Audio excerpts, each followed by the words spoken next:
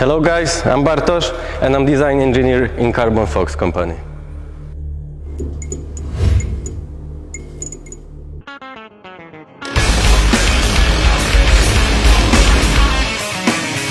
Compared to the standard KTM 690 Enduro, which is the base for this motorcycle, we installed plenty of new parts. For example, we have two fuel tanks, plenty of carbon fiber parts like the navigation tower, air inlet, front fender, side panels, also the engine protector plate, the skid plate, the exhaust shields and the rear fender, all made out of lightweight carbon.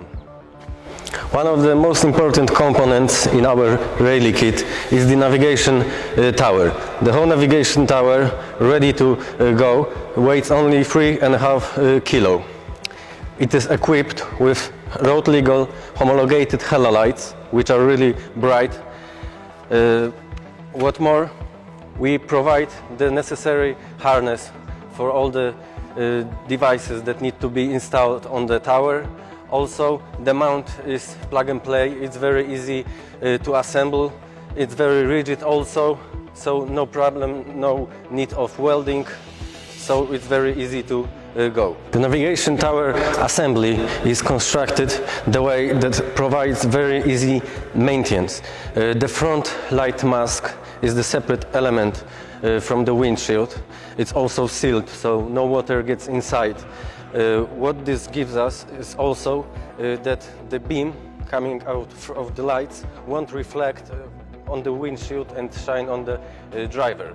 So that improves the comfort very much. The vital component of our navigation tower is a carrier. We offer many carriers, two of which are most popular. The carrier for navigation devices and for the Rally Roadbook. Also, there is a possibility of installing other devices. Everything is up to the client and his needs. We can adjust the carrier just the way you want. Right now, you can see the different carriers made especially for different devices. For a small Garmin navigation, the medium one, and a very large one.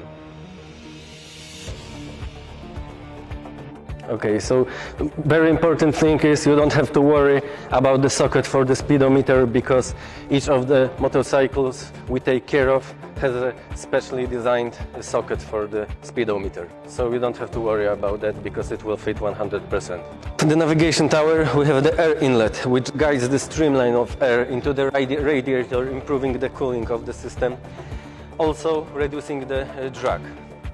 The air inlet is connected with the side panels, carbon fiber side panels, which are connected with the fasteners, which make it very easy to disassemble everything and have a maintenance done. Our kit contains a steering damper kit, which improves the handling of the motorcycle while driving fast in rally conditions. On the additional fuel tanks we have a very beautiful custom-made seat, which is also partly made out of carbon fiber. The additional fuel tanks expand the capacity of motorcycle. It can now go 700 kilometers, has 30 liters of fuel.